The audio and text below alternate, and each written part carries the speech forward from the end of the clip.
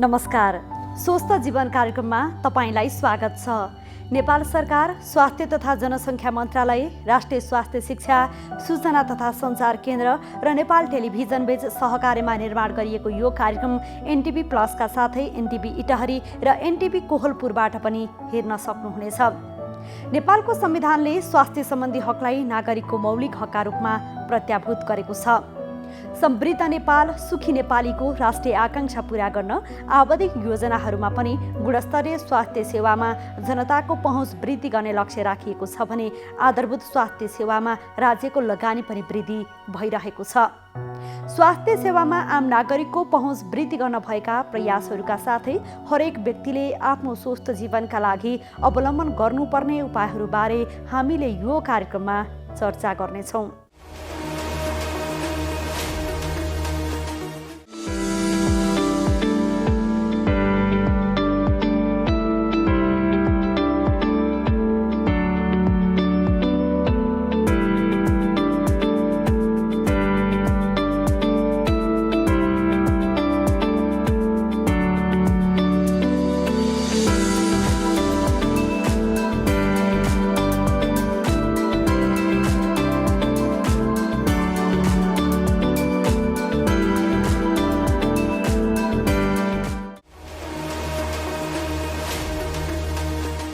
नेपालमा कोरोना संक्रमण तीव्र रूपमा फैलिएको छ। विभिन्न अस्पतालहरूले अब थप चाप बेहोर्न नसक्ने बताइरहेका छन्। चिकित्सकहरू आफ्नो क्षमताले बढ्दो संक्रमणको दबाव थेग्न नसक्ने बताइरहेका छन्। आम रूपमा भएको वातावरण छ। एकातिर संक्रमणको दर र गम्भीर अवस्थाका बिरामीको संख्या दिनदिनै बढिरहेको छ भने अर्कोतिर त्यसले माग गर्ने अत्यावश्यक सुविधाहरू अक्सिजन, सघन उपचार कक्ष र भेन्टिलेटरको उपलब्ध संख्या न्यून छ। त्यसैले अहिलेको प्राथमिकता संक्रमण हुन नदिने उपायको अवलम्बन गर्नु नै हो। हामीले कोरोना भाइरसबाट बच्न सम्भव र उपलब्ध रहेका सबै उपाय अपनाउन आवश्यक छ। संक्रमण हुन नदिने उपायहरूबारे रिपोर्ट आज हामीले प्रस्तुत गर्नेछौँ। शरीरका विभिन्न अङ्गहरूमा विभिन्न समस्या भए जस्तै आँखामा पनि रोगहरू लाग्न सक्छ। आँखा तुलनात्मक रूपमा हाम्रो शरीरको सबैभन्दा संवेदनशील अङ्ग पनि हो। आँखाको स्याहार सुसार र आँखा सम्बन्धी विभिन्न रोगको समाधानबारे स्वास्थ्य संवादका साथै स्वस्थ जीवनशैलीका लागि ध्यान दिनुपर्ने कुराहरूबारे एकजना विशेषज्ञको सुझाव पनि प्रस्तुत गर्नेछौँ। सुरुमा यो विशेष रिपोर्ट।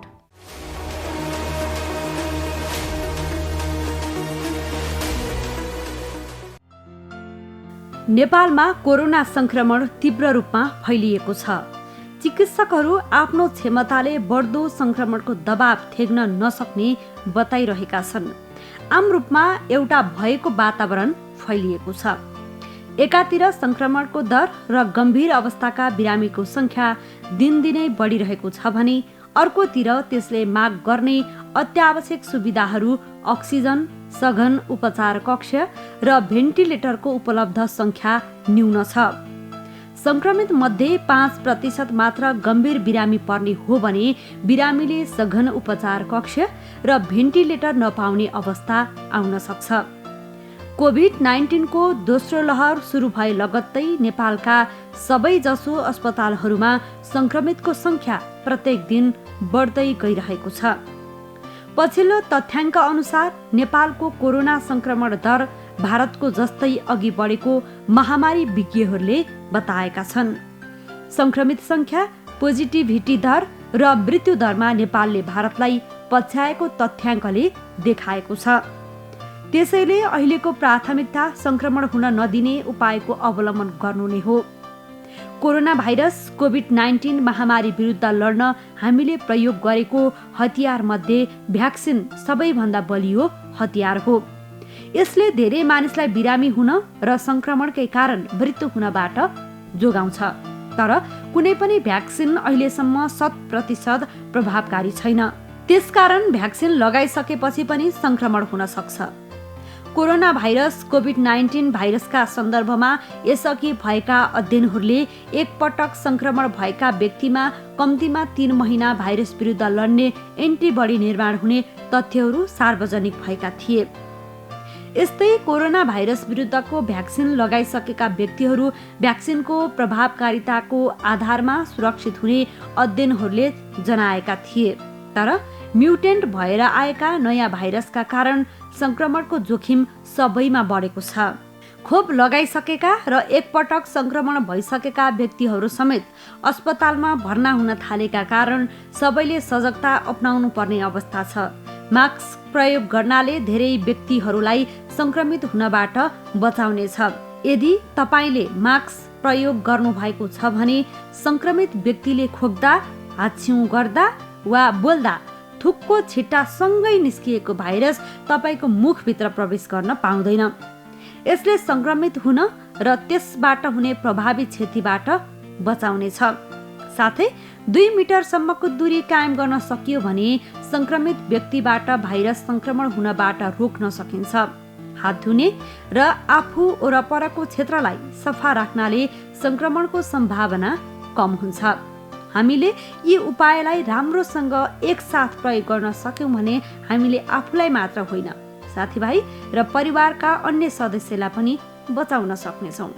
हामीले कोरोना भाइरसबाट बच्न सम्भव र उपलब्ध रहेका सबै उपाय अपनाउन आवश्यक छ। कोरोना भाइरस महामारीको अवस्थामा सुरक्षित गर्भावस्था। गर्भावस्था एक विशेष अवस्था हो, चाहे कोरोना भाइरस कोभिड-19 महामारीको बेला नै किन नहोस्। विपद वा सामान्य अवस्था जे भए तापनि गर्भवती तथा उनको गर्भमा रहेको बच्चालाई विशेष हेरचाह र स्याहार चाहिन्छ। गर्भवतीमा पनि कोरोना भाइरसको संक्रमण हुन सक्छ। त्यसैले कोभिड-19 का लक्षणका साथै गर्भावस्थामा देखिन सक्ने खतराका लक्षणहरूबारे जानकारी राखौं। गर्भावस्थामा देखिने खतराका लक्षणहरू: टाउको साह्रै दुख्नु, आँखा तिरमिराएर धमिलो देखिनु, हात तथा मुख सुनिनु, हात खुट्टा अरुरो भई काँप छुट्नु वा मुर्छा पर्नु, कडासित तल्लो पेट दुख्नु, योनिबाट रगत वा पानी बग्नु। यी मध्ये कुनै पनि खतराका लक्षणहरू देखा पर्ने बित्तिकै तुरुन्तै नजिकैको स्वास्थ्य संस्थामा जाँच्न लैजानु पर्दछ। नियमित गर्भवती जाँच तथा खतराका लक्षणको समयमै पहिचान गरी गर्भावस्थालाई सुरक्षित बनाऊ। कोभिड-19 सम्बन्धी कुनै पनि जिज्ञासा वा परामर्श चाहिएमा पैसा नलाग्ने कल सेन्टर 1115 वा 1133 मा सम्पर्क गरौँ। सम्पूर्ण जति पनि हेरिरहनु भएको छ दर्शकहरूलाई उहाँले मैले के अनुरोध गरेँ भने यदि तपाईँ अस्पताल जानुहुन्छ, यदि डेन्टल हस्पिटल जानुहुन्छ या अन्य हस्पिटल जानुहुन्छ, यदि जाँदाखेरि नर्मली 2-3 वटा कुरा यदि नर्मली अहिले चाहिँ नर्मली कस्तो छ भने जाने बित्तिकै कुनै पनि व्यक्तिको चाहिँ एक त टेम्परेचर टेस्ट गरिन्छ, टेम्परेचर हेर्ने चलन छ। तर डेन्टल हस्पिटलमा चाहिँ अलिकति फरक। डेन्टल हस्पिटल चाहिँ नर्मली तपाईँले मुखलाई कुल्ला गर्ने र तपाईँले टेम्परेचर त टेस्ट गर्छन् नै, टेम्परेचर पनि टेस्ट गर्ने, त्यस पछाडि आएर मुख कुल्ला गर्ने। मुख कुल्ला गरिसकेपछि मैले भने कम्तीमा तपाईँ नर्मली पनि 5 चोटि, तर अस्पताल पस्नुभन्दा अगाडि तपाईँले 5 चोटि कुल्ला गर्ने, मजाले कुल्ला गरेर तपाईँ नर्मली तपाईँ भित्र जानुहुन्छ। तपाईँले मास्कलाई युज गर्दा हुन्छ, किनभने त्यहाँ कुनै पनि वेटिङमा पनि मान्छे हुन सक्छन्, कोही हुन सक्छन्। तपाईँ नर्मली 30बाट पनि तपाईँलाई प्रब्लम हुनसक्छ। त्यसैले आफ्नो मास्कलाई तपाईँ प्रयोग गर्ने र डक्टरले पनि के गर्नुपर्दछ त भन्दाखेरि तपाईँ पेसेन्टलाई उपचार गर्दाखेरि कम्तीमा मास्कलाई लगाउने र फेस सिल्डलाई लगाउने, जसले गर्दाखेरि डक्टर पनि प्रोटेक्टेड हुन सक्यो र पेसेन्ट पनि प्रोटेक्टेड भयो। किनभने उसले डक्टर्सलाई भएको प्रब्लम पनि पेसेन्टका नजाने भयो र पेसेन्टको प्रब्लम पनि डक्टरले फेस सिल्ड अथवा मास्क लगाएको छ भने ती प्रब्लमहरू चाहिँ उसमा डाक्टरमा पनि नजाने भयो। त्यसकारणले दुईटै हिसाबले सेफ हुन सक्छ। त्यसैले डाक्टरले मास्क र फेस सिल्ड लाउन आवश्यक हुन्छ भने पेसेन्टले कम्तीमा डेन्टल उपचार गर्न जाँदाखेरि कम्तीमा डाक्टर कहाँ जानुभन्दा अगाडि कम्तीमा 5 चोटि कुल्ला गरेर जानुपर्छ।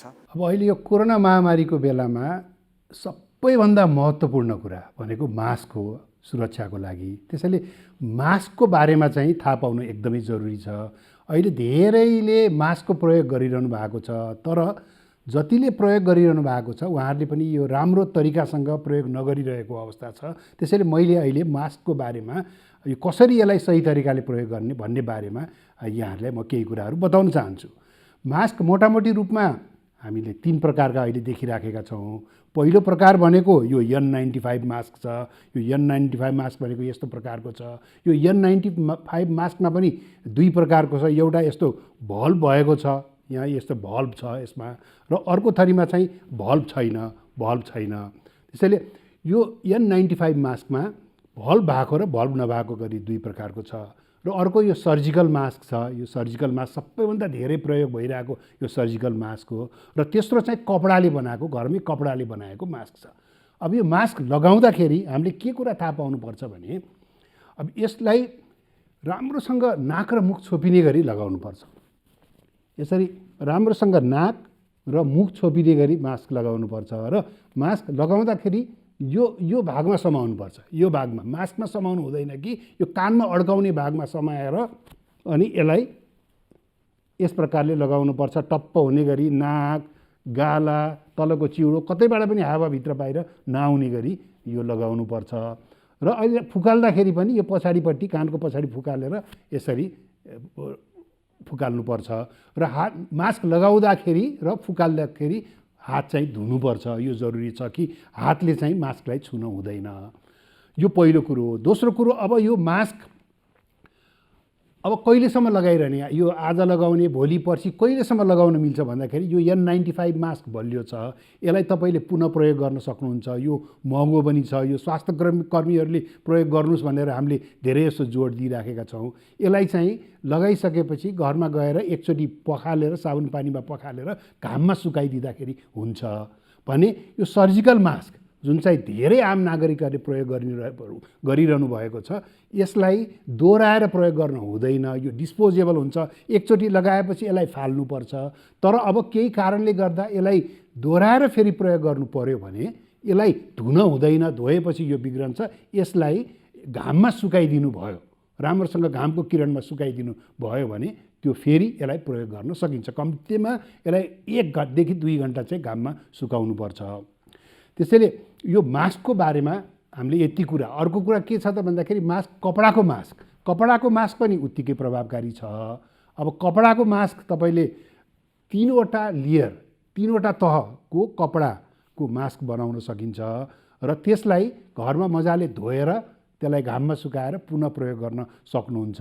त्यसैले मास्कै नलगाउनुभन्दा जस्तो प्रकारको मास्क भए पनि मास्क लगाउन उचित हुन्छ।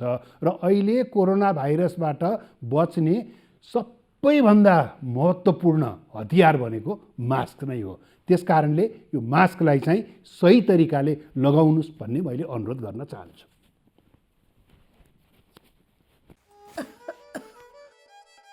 काकी कता हिँड्नु भएको? रुगा खोकी लागेर सन्चो नभएको धेरै भयो। औषधि लिन हिँडेँ कि म त। हो, म पनि अस्ति बिरामी हुँदा एन्टिबायोटिक औषधि किनेर खाकी थिएँ। मसँग बाँकी छ, त्यही खाँदा भइहाल्छ नि। किन जानु पर्यो र? हिँड्नुहोस्, मसँग औषधि लिएर जानु होला। ल जाऊ।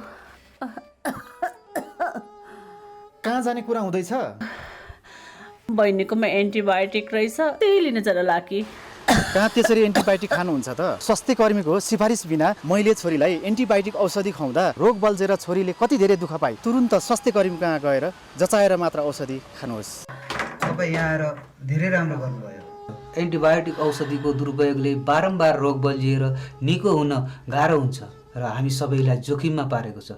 त्यसैले सधैँ स्वास्थ्य कर्मीको सिफारिसमा मात्र एन्टिबायोटिक औषधि पुरा मात्रामा र पुरा अवधि सेवन गर्ने गरौँ।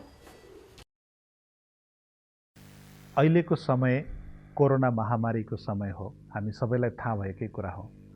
कोरोना सङ्क्रमणले गर्दा विश्वव्यापी नै समस्या भइराख्दा नेपाल अछुतो रहेन र सँगसँगै यहाँको सङ्क्रमणको दर पनि अहिले बढ्दै नै गइराखेको छ। सङ्क्रमण दर बढ्दै जाँदाखेरि हामी मान्छेहरूको चाहिँ डर चाहिँ घटिराखेको छ र सँगसँगै सायद आत्मबल चाहिँ बढेको छ। यति भन्दै कतिपय सङ्क्रमित व्यक्तिहरूलाई आइसियुमा राखेर उपचार गर्नुपर्ने तथ्य चाहिँ हामीसँग छ र यो भनेको एकदम नराम्रो चिज हो। तपाईँ हामी जसको भए पनि परिवार कसैलाई सिकिष्ट भएर आइसियुमा राख्नु पर्यो भने अहिलेको समयमा हामीले परिवारले नजिकै बसेर हामीले सेवा पनि गर्न पाइराखेका छैनौँ। यति कठिन समयमा यो कोरोनालाई चाहिँ हामीले डर कम गरेर यसलाई लापरवाही तरिकाले चाहिँ लिन मिल्दैन। भन्नुको मतलब अहिलेको समयमा पनि हामी सजग रहनै पर्छ। यो सर्न सक्ने सम्भावनालाई कम गर्न, रोकथाम गर्नको लागि हामी अनुशासित हुनै पर्छ। त्यो भनेको हामीले मास्क लगाउनै पर्छ। कोही सम्भावित सङ्क्रमित व्यक्ति अगाडि पछाडि छ भन्ने कुरा हेक्का राखेर हामीले आफूले पनि मास्क लगाउनु पर्यो र अरूलाई पनि मास्क लगाउन उत्प्रेरणा गर्नु पर्यो। सँगसँगै अनावश्यक ठाउँहरूलाई छोइछुतो गर्नु पनि भएन। आफ्नो हात धुनु पर्यो अथवा नभए हामीले चाहिँ सेनिटाइजर प्रयोग गर्नु पर्यो र अनावश्यक ठाउँमा भिडभाडमा जाने काम गर्नु भएन। शारीरिक दूरी बढाउनै पर्छ। यो यति कुरा चाहिँ अझै पनि हामीले त्याग्ने बेला होइन, यसलाई चाहिँ अवलम्बन गर्ने बेला हो। यो महत्त्वपूर्ण छ। सबैलाई चाहिँ यति अवलम्बन गर्नुहुन म विनम्र अनुरोध गर्दछु। सँगसँगै म एक मुटु रोग विशेषज्ञको हिसाबले मुटु रोग भएका बिरामीहरूलाई पनि कतिपय अवस्थामा मलाई कस्तो होला के होला भन्ने डर लागिराखेको होला। मुटु रोग भइराखेका व्यक्तिहरूलाई अहिले अस्पतालसम्म गएर देखाउन पनि अप्ठ्यारो भइराखेको होला। यसमा म यहाँहरूलाई के भन्न चाहन्छु भने यहाँहरूको लक्षण केही नयाँ आएको छ भने कृपया यहाँहरूले आफ्नो चिकित्सकलाई सम्पर्क गर्नुहोस् अथवा अस्पताल आउनुहोस्। यदि लक्षणहरू केही पनि आएको छैन भने आफूले खाइराखेको नियमित औषधिहरू सेवन गरिराख्नुहोस्। आफूलाई बलियो बनाउनुहोस्, आत्मबल बढाउनुहोस्, शारीरिक अभ्यास गर्नुहोस्, अनावश्यक खानेकुराहरू धेरै नखानुहोस्, हिँडडुल धेरै अनावश्यक हिँडडुल नगर्नुहोस् र एकदमै लक्षण भनेको के भनेदेखि कथम कदाचित छातीमा पीडा भयो, सास फेर्न गाह्रो भयो, मुटुको धड्कन एकदम बढ्दै गयो र रिङ्गट लाग्यो, एकदमै अप्ठ्यारो महसुस भयो भनेदेखि चाहिँ अस्पताल आउनुहोस्। यदि होइन भनेदेखि चाहिँ अहिलेको समयमा पनि हामी नर्मल जस्तै गरेर, साधारण जस्तै गरेर घरमै बसेर पनि आफ्नो उपचार निरन्तर गर्न सक्छौँ र यो निरन्तरता दिने बेलामा कोरोनाबाट हुन सक्ने सङ्क्रमणलाई पनि ध्यान पुर्याउँ र यसकोबाट परै बसेर यसलाई रोकथाम गरौँ। यति गऱ्यौँ भने हामी मुटुकै रोग लागे पनि हामीलाई चाहिँ स्वस्थ रूपमा जीवनयापन गरिरहे अगाडि बढ्न सक्छौँ। कार्यक्रममा यहाँलाई पुनः स्वागत छ। अब चर्चा गरौँ आँखामा हुने समस्या र उपचारबारे। शरीरका विभिन्न अङ्गहरूमा विभिन्न समस्या भए जस्तै आँखामा पनि रोगहरू लाग्न सक्छ। हामीले आँखाको उचित स्याहार सुसार गर्दा गर्दै पनि कहिलेकाहीँ विभिन्न खाले समस्याहरू देखिन सक्छ। आँखा तुलनात्मक रूपमा हाम्रो शरीरको सबैभन्दा संवेदनशील अङ्ग पनि हो। आँखाको स्याहार सुसार र आँखा सम्बन्धी विभिन्न रोगको समाधानबारे विशेषज्ञसँग संवाद गरेका छौँ। सोही संवाद अबको क्रममा।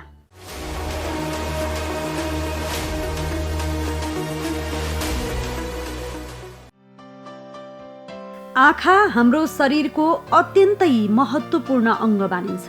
आँखाले नै हामीले संसार देख्न पाएका छौँ। शरीरका विभिन्न अङ्गहरूमा विभिन्न समस्या देखिए जस्तै आँखामा पनि रोगहरू लाग्न सक्छ। आँखाको उचित स्याहार सुसार गर्दा गर्दै पनि कहिलेकाहीँ विभिन्न समस्याहरू देखिन सक्छ।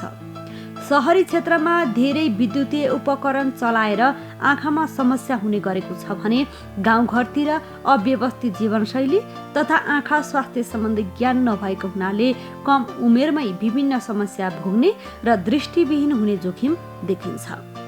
समयमै उपचार नपाउँदा मोतियाबिन्दु, जलबिन्दु र तन्दो सहित अन्य रोगहरू लाग्छ भने दुर्घटना, चोटपटक जस्ता कारणबाट समेत नेपालमा अन्धोपनको समस्या हुने गरेको छ। आँखा सम्बन्धी विभिन्न रोगको उपचारबारे नेत्ररोग विशेषज्ञ डाक्टर समीप अधिकारीसँग हामीले संवाद गरेका छौँ। अहिले यो पछिल्लो 3-4 महिनाको हेरिकन चाहिँ हाम्रो हस्पिटलमा हेर्दाखेरि मोस्टली अब बच्चाबुच्चीहरूमा देखिने भनेको पावर भएका बच्चाबुच्ची, पावर लगाइरहेका बच्चाबुच्चीहरूमा चाहिँ पावर बढ्नु वा पावर नलगाएका बच्चाबुच्चीहरूमा पावर देखिनु होइन, अनि आँखा दुख्नु, अब आँखा भारी भए जस्तो उनीहरूलाई होइन, नजिकको कामहरू गर्दा ल्यापटप मोबाइल चलाउँदाखेरि गाह्रो हुनु होइन, यी समस्याहरू चाहिँ देखिएका छन्। अर्को भनेको पछिल्लो यो पल्युसन बढेको हुनाले चाहिँ आँखा सुक्खा हुनु अनि आँखाको एलर्जीहरू जस्ता समस्याहरू पनि थप अलिकति बढी देखिएका छन् पछिल्लो दिनहरूमा चाहिँ। यहाँको बालबालिकाहरूमा भयो होइन? हजुर। जस्तै अब मोतीबिन्दु जलबिन्दुहरू त्यो त सधैँ हुने नै भयो होइन? जस्तै अलिकति बालबालिकामा हुने समस्याको कुरा गरौँ होइन? बालबालिकाहरूमा जुन यो सुक्खापन बढ्ने होइन अनि जुन पावरको कुरा गर्नुभयो नि, यो चाहिँ के कारणले हुने गर्छ त पावरको घटबढ हुने? अब अहिलेको कन्टेक्स्टमा हेर्ने हो भने हजुरको पछिल्लो 1 वर्षले जुन लकडाउन गरियो, घरभित्रै राखिया छ बच्चा बुच्चीहरूलाई होइन, त्यसले गर्दाखेरि अब उनीहरूको नियर वर्क बढी भएको हुनाले होइन, अब मोबाइल भन ल्यापटप त्यसपछि पढाइ लेखाइ अब बाहिर खेलकुद गर्न पाएका छैनन्, त्यही कारणले पनि नियर वर्क बढी भएको हुनाले पनि डिस्टेन्समा चाहिँ थोरै पावरहरू आउने गर्छ होइन। र जसले चस्मा लगाइ नै रहेछन् उनीहरूको पनि पावरहरू थपिने कारण पनि केही कारण चाहिँ यिनीहरू पनि हुन् होइन। अर्को भनेको अब हजुरको नजिकका कामहरूले गर्दाखेरि बढी नजिकमा फोकस गर्नाले चाहिँ उनीहरूको आँखा दुख्नु होइन, आँखाको मसल्सहरू आँखाको फोकसिङमा समस्या आउनु, आँखाको मुभमेन्टमा समस्या आउनुले गर्दा पनि यो समस्याहरू चाहिँ बढ्दै जान्छ, पावरहरू बढ्दै जाने, आँखा दुख्ने हुँदै जाने चाहिँ गर्छ। भनेपछि त यसले त दीर्घकालीन रूपमा समस्या हुने भयो नि होइन र? अब यस्तो हुन्छ हजुरको पावर बढ्नु या पावर आउनु, माइनस पावर आउनुले चाहिँ पछि आँखाको रेटिना अब अरू समस्याहरू पनि धेरै देखिन्छन्। अब दीर्घकालीन रूपमा हेर्ने हो भने आँखाको रेटिनामा समस्या आउनु, रेटिना च्यात्तिनु होइन, त्यस्ता समस्याहरू चाहिँ देखिन्छन्। अब त्यसले गर्दाखेरि चाहिँ त्यो चाहिँ इरिभर्सिबल चेन्जेस भन्छौँ नि, अब त्यसलाई हामीले ब्याक ल्याउन सक्दैनौँ। एकपल्ट रेटिनामा समस्या आइसकेपछि चाहिँ त्यसलाई फेरि ठिक गराउन चाहिँ गाह्रो हुन्छ, त्यो पावर चाहिँ धेरै बढिरहन दिन चाहिँ हुँदैन। त्यो पावर बढ्ने चाहिँ बढेको कारणले चाहिँ रेटिनामा असर गर्छ त्यसो भए? हजुर, धेरै बढ्नुको कारणले चाहिँ रेटिनामा नि असर गर्न सक्छ दीर्घकालीन रूपमा चाहिँ। भनेपछि त्यसको उपचारहरू चाहिँ के छ त, कसरी गर्न सकिन्छ त? उपचार भन्नाले हजुरको अब पावर बढ्न थाल्यो या बढ्यो भने हामीले अब चस्मा लाउने, कन्ट्याक्ट लेन्स लाउने गर्छौँ होइन। बढ्न नदिनलाई भनेको चाहिँ अब ठ्याक्कै रोक्न भनेर चाहिँ अहिलेसम्म कुनै पनि रिसर्चमा अथवा बाहिर पनि सकिएको चाहिँ छैन। पावर बढिरहेको मायोपिया प्रोग्रेसन भन्छ होइन, त्यो बढिरहेको पावरलाई ठ्याक्क रोक्नलाई भनेर चाहिँ कसैले नि अहिले अब रिसर्चहरू जारी छन् होइन, कुनै औषधिहरू लाएर होइन, रिसर्चहरू चाहिँ जारी छन्, तर ठ्याक्कै यसले नै रोक्छ है भनेर भन्न चाहिँ सकिन्न। कम गर्नको लागि चाहिँ हाम्रो आउटडोर एक्टिभिटिजहरू जुन मोस्टली चाहिँ अब 1-1.5 घन्टा जस्तो चाहिँ बच्चा बुच्ची बालबालिका अब 12 वर्ष मुनि या 16 वर्ष मुनिका बालबालिकाहरूलाई चाहिँ दिनमा 1-1.5 घन्टा जस्तो चाहिँ आउटडोर एक्टिभिटिजहरूमा इन्भल्भ गराउनु चाहिँ बेटर हुन्छ, अलिकति फलदायी हुन्छ भनेर चाहिँ रिसर्चहरूमा आएको छ र त्यो हुन्छ पनि। यहाँले भनिहाल्नुभयो होइन, अनलाइन क्लास गर्नै पर्ने अवस्था छ होइन, विश्वव्यापी रूपमा, नेपालमा मात्रै नभएर विश्वव्यापी रूपमा कोरोना भाइरस सङ्क्रमणको कारणले गर्दा होइन, त्यसबाट बच्नको लागि पनि हामीले अनलाइन क्लासमै गर्नुपर्ने हुन्छ, काम पनि र पढ्नको लागि पनि त्यही नै गर्नुपर्ने हुन्छ होइन। र एकदमै धेरै प्रविधिसँग नजिक हुने, विशेष गरी मोबाइलसँग नजिक हुने, यसबाट हुनुपर्छ, यो अनिवार्य गर्नै पर्ने भयो, यो त यसबाट टाढा रहन्छु भनेर नि असम्भवै जस्तो हुन्छ होइन। हामीले सँगसँगै के कुरामा चाहिँ ध्यान दिनुपर्ने हुन्छ यसबाट बच्नको लागि चाहिँ?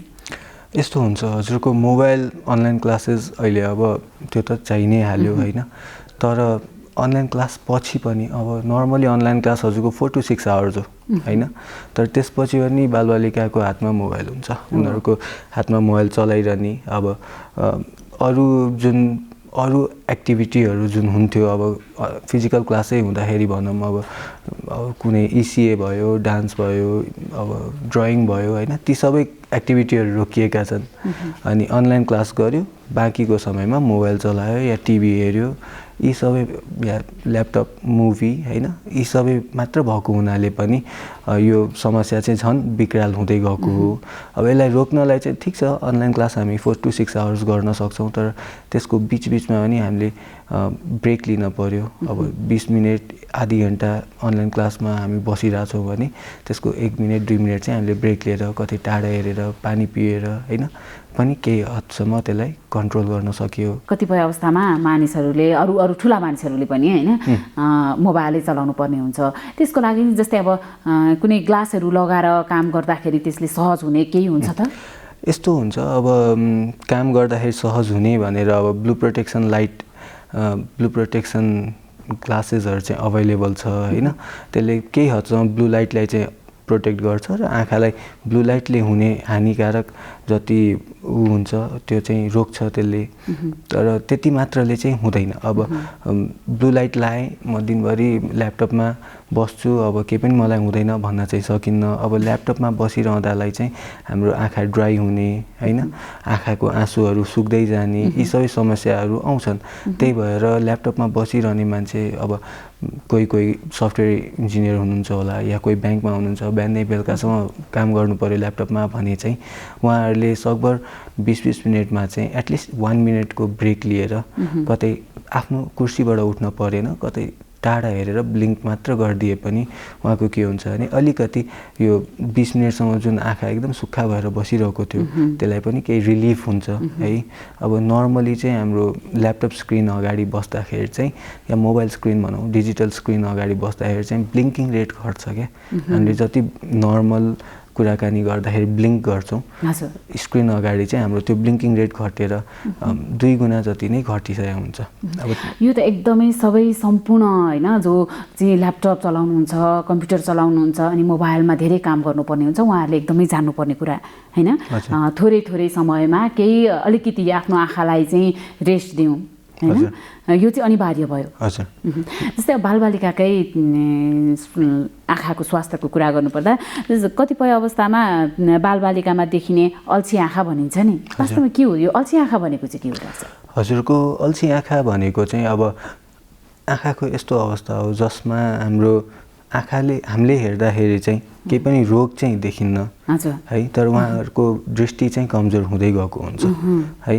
अब नर्मली एउटा आँखामा पावर हुनु, अलि बढी पावर हुनु, एउटा आँखामा नहुनु या कम पावर हुनु, या दुईटै आँखामा बढी पावर हुनु, या एउटा आँखा डेढो हुनु होइन, यी कारण अथवा सानै उमेरमा बालबालिकाहरूलाई अब मोतीबिन्दु या जलबिन्दु हुनुका कारणले पनि यो अल्छी आँखा चाहिँ देखिन्छन्। अब यो मोस्टली एउटा आँखामा मात्र भयो भने चाहिँ अब अननोटिस्ड नै जान्छ, किनकि अर्को आँखाले देखिरहेको हुन्छ, एउटा आँखाले देखेन भने बालबालिकालाई खासै याद हुँदैन। अब दुईटै आँखामा भयो र दुईटै आँखाको अब भिजन अलिकति कमजोर भयो भने चाहिँ त्यस्तो केसमा चाहिँ बालबालिकाले थाहा पाउँछन्, अलि नजिक गएर हेर्न थाल्छन् टिभीहरू, अब क्लासमा बस्दाखेरि बोर्ड नदेख्ने, ती सबै समस्या चाहिँ देखा पर्छन्। अब अल्छी आँखालाई अब हामीले चस्मा लगाएर या कन्ट्याक्ट लेन्स लगाएर केही हदसम्म चाहिँ रोक्न सकिन्छ होइन, तर समयमा चाहिँ हामीले थाहा पाउनु पर्यो। जस्तै अब ठ्याक्कै यहाँले भन्नुभयो अलिकति अगाडि गएर बस्ने अनि मोबाइल टिभी हेर्दा पनि नजिक गएर हेर्ने लक्षणहरू चाहिँ के हुन्छन् त?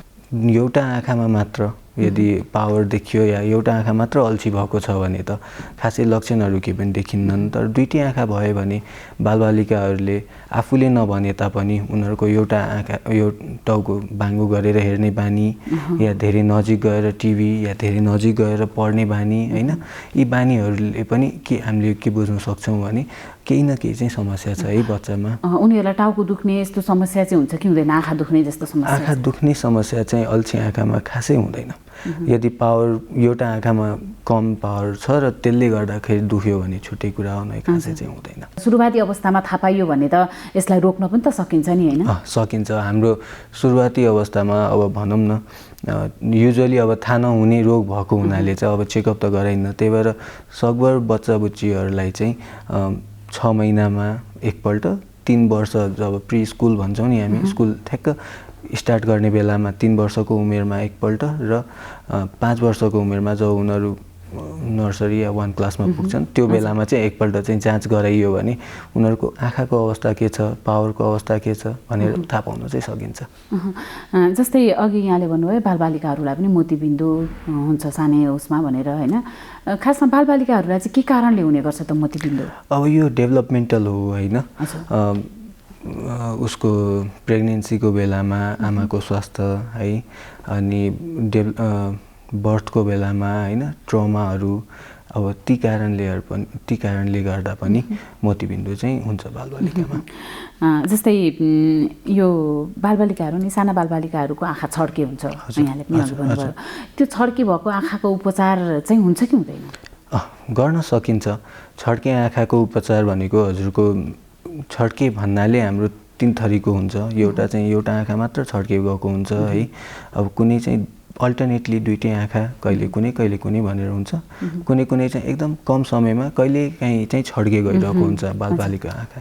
अब त्यस्तोमा चाहिँ सिभियरिटी हेरिकन उसको अब कतिको सिभियर छ त्यो आधारमा हामीले थेरापी गरेर आँखाको उपचार चाहिँ गर्न सक्छौँ। प्लस अर्को कुरा भनेको अब धेरै नै सिभियर छ भने अब हामीले दुईटै आँखामा अब सर्जरी गरेर उसको डेढो आँखालाई चाहिँ सिधा बनाएर प्लस त्यसपछि दुईटै आँखालाई सँगै काम गर्ने गरी थेरापी गराउनु चाहिँ पर्ने हुन्छ। थेरापी चाहिँ हजुरको सर्जरी गरे पश्चात पनि गराउनु पर्ने चाहिँ हुनसक्छ। त्यो कति समयसम्म निश्चित समयसम्म गर्दा हुन्छ कि लङ लास्टिङ धेरै समयसम्म गर्दा? त्यो चाहिँ उसको सिभियरिटीमै डिपेन्ड गर्छ र उसको आँखाले कसरी त्यसलाई रेस्पोन्ड गरिरहेछ त्यसमा चाहिँ डिपेन्ड गर्ने कुरा हो। उसले कति समय गर्छ, 1 महिना कोही बच्चा बुच्चीहरूको 1 महिना 2 महिनामा पनि ट्रिट भएर जान्छन् भने कोहीलाई अलि धेरै समय लाग्न सक्छ।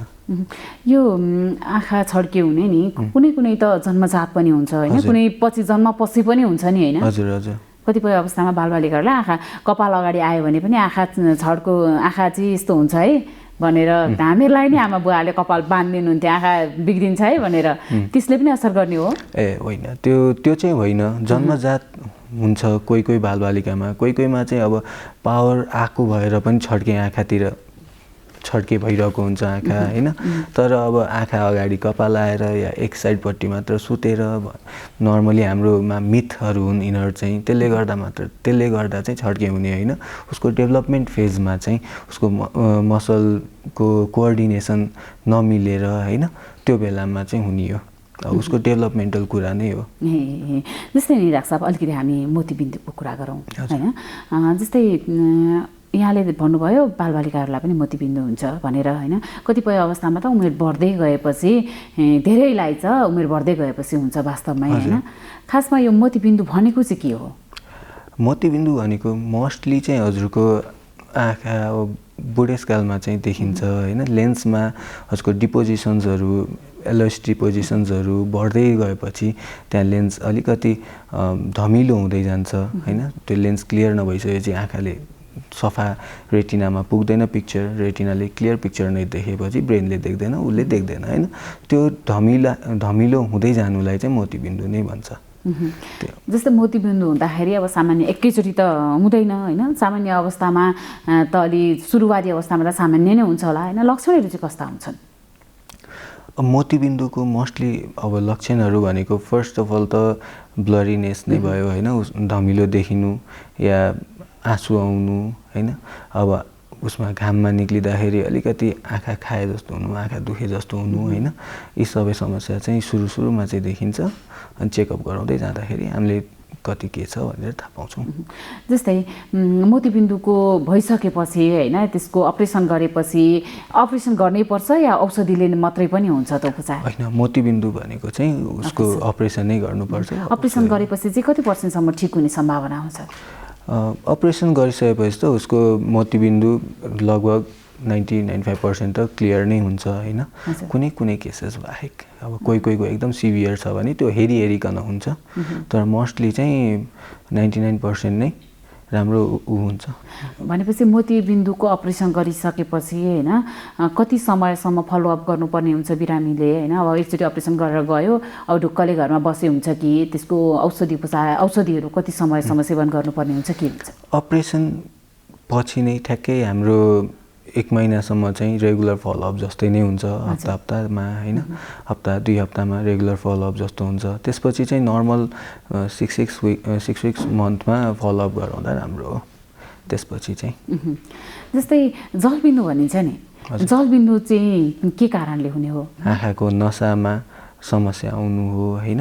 अब यसका कारणहरू विभिन्न हुन्छन्। अब औषधि अब स्टेरोइड सेवनहरू गरेर भयो होइन। अब कोहीको मोतीबिन्दु बढेर पनि हुन्छ होइन। यी धेरै कारणहरू चाहिँ छन्। जस्तै जलबिन्दु भइसकेपछि चाहिँ त्यसको अपरेसन गर्नुपर्छ कि पर्दैन, फेरि पुनः ज्योति फर्काउन सकिन्छ सकिँदैन, के छ जलबिन्दुको चाहिँ हजुरको कस्तो हुन्छ भने भएको जसरी हामीले मोतीबिन्दुको कुरा गऱ्यौँ लक्षणहरू बिस्तारै धमिलो देखिँदै जान्छ उसले थाहा हुन्छ। तर जलबिन्दुमा चाहिँ धमिलो देखिँदै नजाने हुनाले चाहिँ एक्ज्याक्टली भइसक्यो भनेर चाहिँ थाहा हुँदैन र थाहा हुने भनेको चाहिँ एकदमै पछिल्लो अवस्थामा जब उसको दृष्टि एकदमै कमजोर भइसक्छ, जब फर्काउन सकिन्न, इरिभर्सिबल हुन्छ, त्यसपछि मात्र हाम्रो जलबिन्दुको थाहा हुने हो। त्यसैले रेगुलर चेकअप चाहिँ एज भइसकेपछि रेगुलर चेकअप चाहिँ गराइरहनु नै राम्रो हुन्छ। जलबिन्दु या मोतीबिन्दु त्यो रुल आउट गर्नलाई पनि चेकअप चाहिँ गराइरहनु नै राम्रो हुन्छ। डाक्टर साहब, अघि यहाँ कुराकै प्रसङ्गमा यहाँले भन्नुभयो रेटिनालाई असर गर्छ, बालबालिकाहरूको पावर बढी भयो भनेर पनि भन्नुभएको थियो नि। वास्तवमा रेटिनामा चाहिँ कस्तो कस्तो असर गर्ने हुन्छ र यसले दीर्घकालीन रूपमा कस्तो असर गर्छ त? पावर बढ्दै गयो भने के हुन्छ भन्दाखेरि रेटिना पनि अलिकति पातलिँदै जान्छ। रेटिनाको भनेको पछाडिको लेयर अलिकति पातलिँदै जान्छ होइन। त्यो पातलिँदै जानुले कहिलेकाहीँ त्यहाँ होल हुनु होइन, च्यात्तिनु, थोरै च्यात्तिनु, अब त्यही कुरा हामीले राम्ररी याद गरेनौँ, त्यसलाई त्यो बेलामा सम्हालेनौँ भने त्यसको अझ बढी च्यात्तिँदै गएर होइन उसको दृष्टि चाहिँ कमजोर हुँदै जानु हो। अब रेटिनामा असर गरिसकेपछि त्यसलाई अरू जस्तो मोतीबिन्दुमा अब असर गर्यो, लेन्स निकाल्यो, अब अर्को हाल्यो, अपरेसन सजिलो छ नि त। तर रेटिनामा त्यति सजिलो चाहिँ हुँदैन।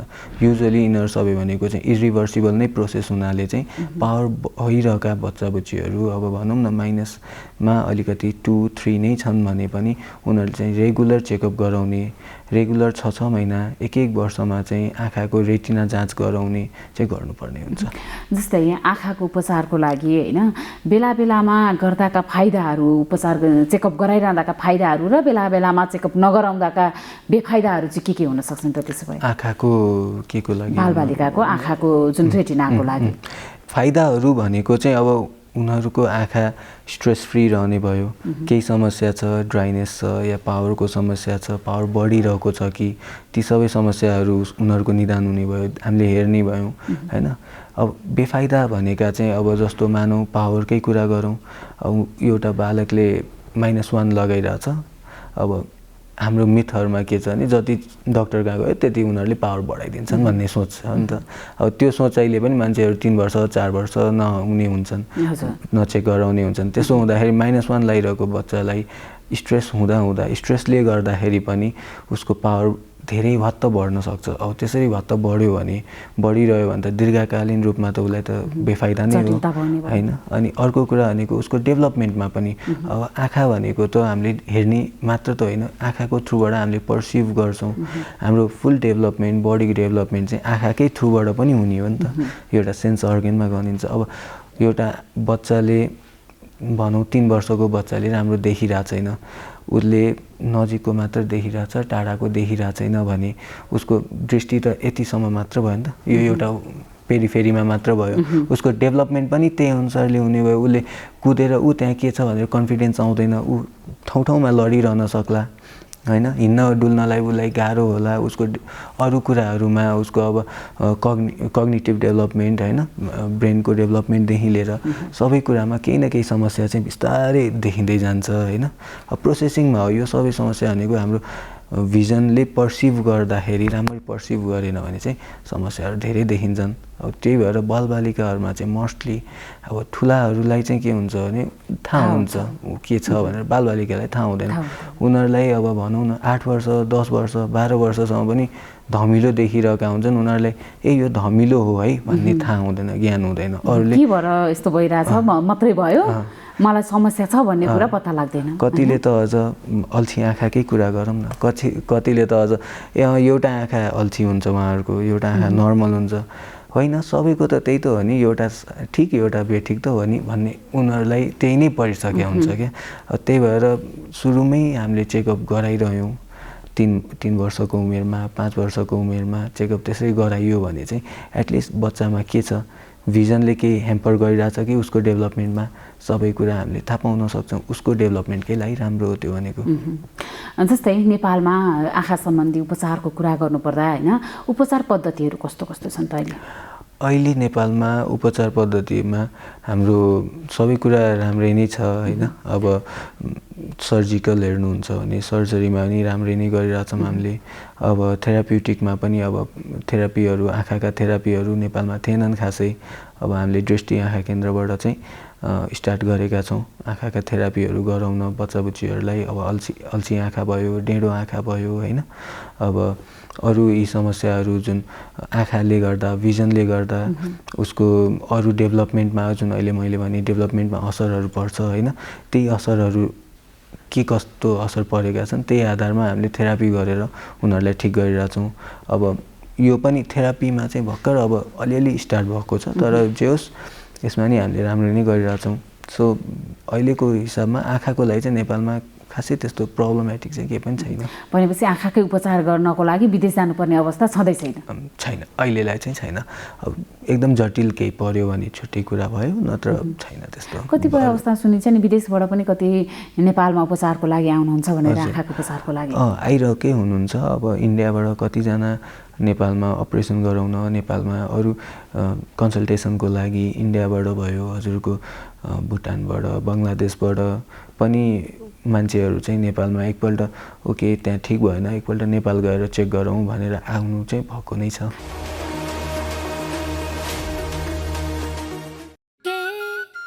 हात धुन्छौ र साबुन पानीले धुन्छु नि, कति बेला धुन्छौ र छिनछिनमै धुन्छु नि।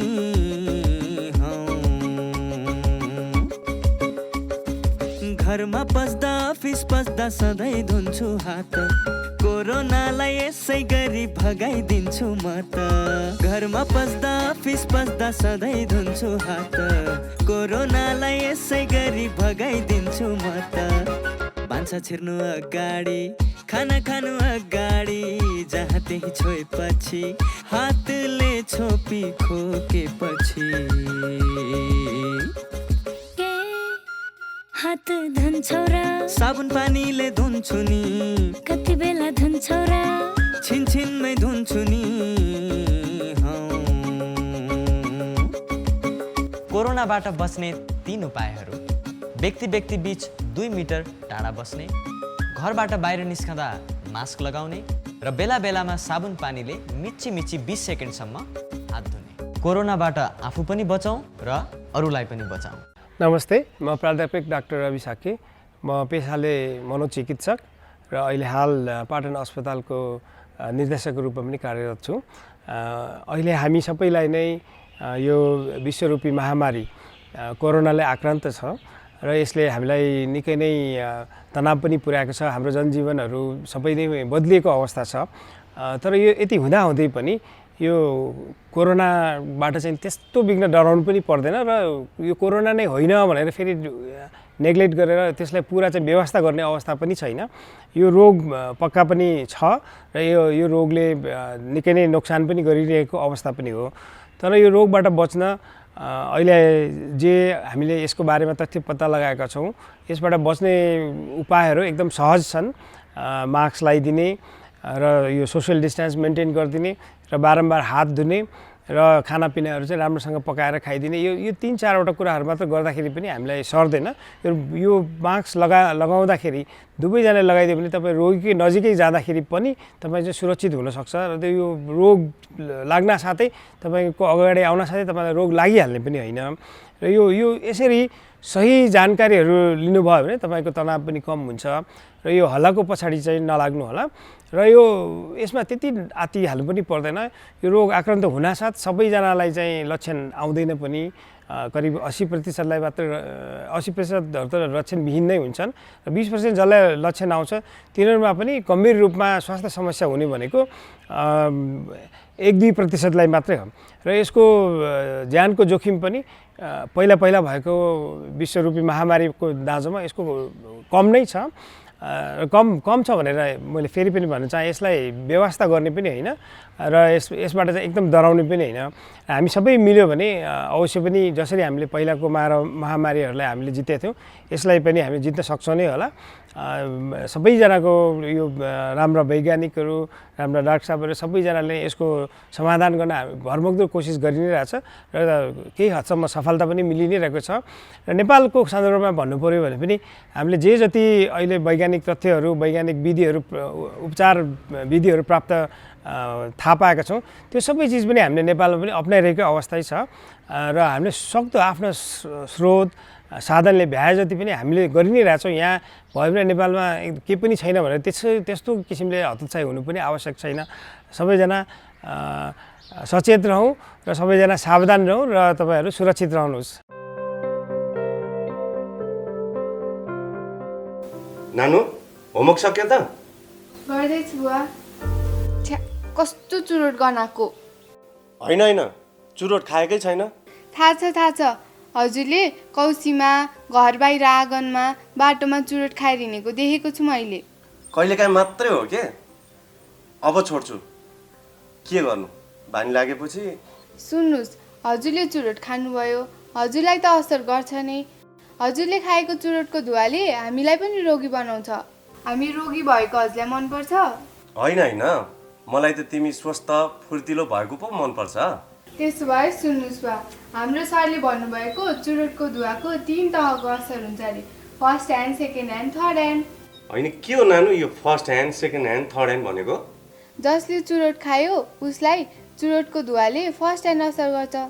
सँगै बस्ने मान्छेलाई चुरोटको धुवाले सेकेन्ड ह्यान्ड असर गर्छ, जुन धेरै हानिकारक हुन्छ।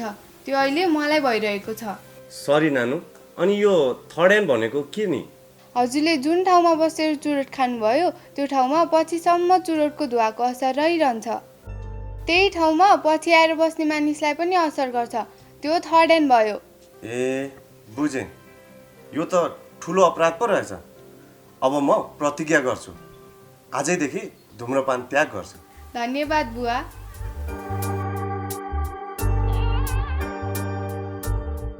नमस्ते, म डाक्टर सरिना राज भण्डारी। म चाहिँ ENT अथवा नाक कान घाँटीको सर्जन र फेसियल प्लास्टिक सर्जन हो। यो चिसोको मौसममा, यो सिजनमा चाहिँ मान्छेहरूलाई चाहिँ थुप्रो प्रब्लमहरू आउँछन्, जस्तै रुगाखोकी, स्निजिङहरू हुने, नाकबाट पानी बग्ने, नाक बन्द हुने, त्यो सँगसँगै घाँटीको प्रब्लमहरू जस्तै घाँटी खसखसाउने, खोकी लाग्ने, सुक्खा खोकी लाग्ने प्रब्लमहरू हुन्छन्। त्यसमाथि अहिले कोभिडको एरा पनि छ। It's a very difficult time. त्यही कारणले गर्दा चाहिँ तपाईँहरूले यो मौसममा चाहिँ अभोइड गर्नुपर्ने कुराहरू, चिसो कुराहरू, स्मोकिङ गर्नुहुन्छ भने प्लिज त्यो पनि अलिकति कन्ट्रोल गर्नु अथवा छोड्नु होला। अनि खानपानमा पनि चिल्लो, पिरो, अमिलोहरू चाहिँ अलिकति कम गर्नुहोस्, सो द्याट तपाईँको घाँटीको प्रब्लम पनि धेरै नहोस्। अनि मास्क चाहिँ अनिवार्य रूपमा प्लिज लगाउनु होला। त्यो चाहिँ हाम्रो एकदमै सेफ्टी प्रिकसन नै हो। मास्क पनि तपाईँहरूले त्यो कपडाको मास्क र भल्भको मास्क भन्दा पनि सर्जिकल मास्क लाउनु भयो भने त्यो एकदमै बेटर छ। अनि तपाईँको यो रुगाखोकीको लागि चाहिँ अब मोस्ट मान्छेहरूलाई चाहिँ कोभिड नै हो कि भनेर पनि डर लाग्छन्, बट देन यो चाहिँ सिजन एकदमै कमन हो रुगाखोकीको लागि। त्यही कारणले रुगाखोकी नहोस् भनेर तातो पानीको बाफ लिने, मन तातो पानी खाने, नुन पानीले कुल्ला गर्ने, तिनीहरू पनि गर्न सक्नुहुन्छ। But then please stay safe. हजुरहरूलाई कोभिडकै शङ्का छ, त्यसको ज्वरो आइरहेछ, तपाईँहरूलाई नाकबाट स्मेल आएन, खानाको टेस्ट आएन भने तपाईँलाई कोभिड टेस्ट गर्दा पनि केही फरक पर्दैन। नेगेटिभ आयो भने राम्रै हो, पोजिटिभ आयो भने त्यही अनुसार हामी तपाईँहरूको ट्रिटमेन्ट गर्छौँ। बट देन मान्छेहरूलाई चाहिँ यो कोभिडको टेस्ट गर्ने र भनेर मान्छेहरू चाहिँ धेरै तर्सिन्छन् आजकल, त्यस्तो चाहिँ नसोच्नु होला। कोभिड टेस्ट गर्नुभएको पनि राम्रै हो। अनि घाँटीको लागि चाहिँ मोस्टली तपाईँको घाँटीमा केही अड्किने त्यस्तो प्रब्लमहरू छ भने सिधै मेडिकलमा गएर एन्टिबायोटिक चाहिँ नलिनु होला है। अब एकपल्ट डक्टरसँग सल्लाह लिएर एलर्जीको कारणले हो कि ग्यास्ट्रिकको कारणले हो कि साँच्चै नै इन्फेक्सन नै हो त्यो बुझेर मात्र मेडिसिन्स लिनु होला। दर्शकवृन्द, स्वस्थ जीवनका लागि खानपान, बानी व्यवहार, जीवनशैली आदिमा ध्यान दिनुपर्छ। यदि यी सबै कुराको सही रूपमा पालना भयो भने मात्रै हाम्रो जीवनमा सकारात्मक प्रभाव पर्छ र हामी स्वस्थकर जीवनयापन गर्न सक्छौँ। सफल जीवनको मूल आधार पनि स्वस्थ शरीर नै हो। अव्यवस्थित दिनचर्याले हाम्रो स्वास्थ्यमा प्रतिकूल असर पारिरहेको हुन्छ। स्वस्थ जीवनका लागि ध्यान दिनुपर्ने कुराहरूबारे एकजना विशेषज्ञको सुझाव अबको क्रममा।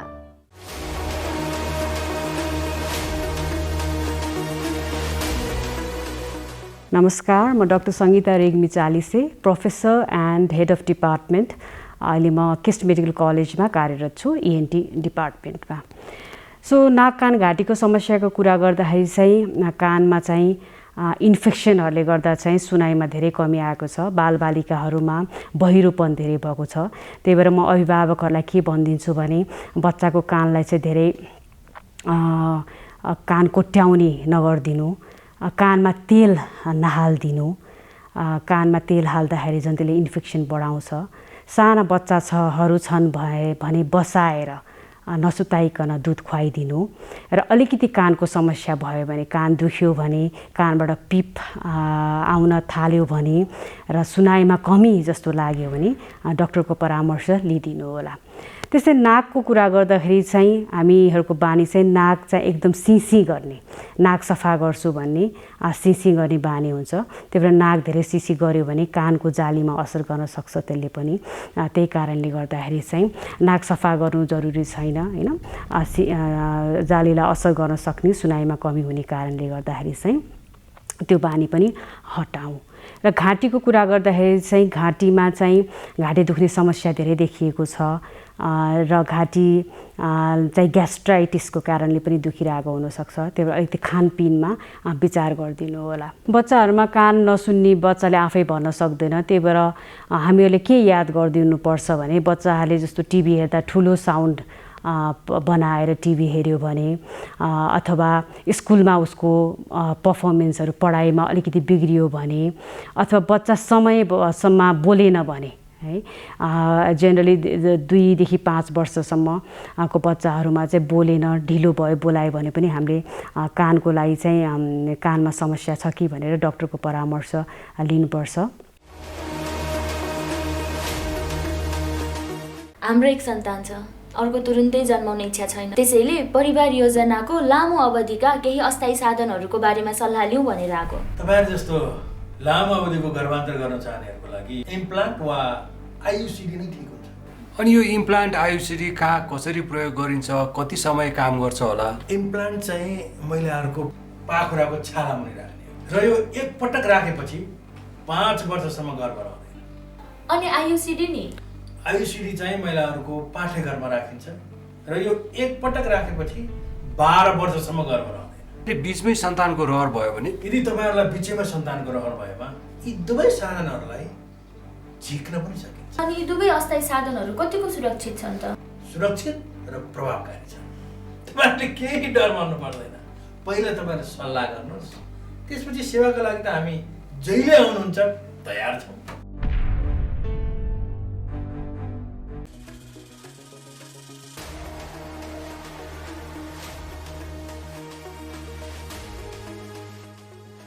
कार्यक्रम स्वस्थ जीवन हरेक दिन NTV प्लसबाट बिहान 7 देखि 8 बजेसम्म र पुनः साँझ 5 देखि 6 बजेसम्म, NTV कोहलपुरबाट दिउँसो 1 देखि 2 बजेसम्म र NTV इटहरीबाट दिउँसो 2 देखि 3 बजेसम्म प्रसारण हुने गरेको छ।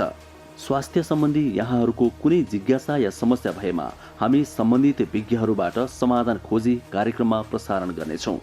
हामीलाई सम्पर्क गर्ने माध्यमहरू यस प्रकार छन्: फोन, SMS तथा भाइबरको लागि 98 43 52 93 97, इमेल swasthjivan@ntv.org.np।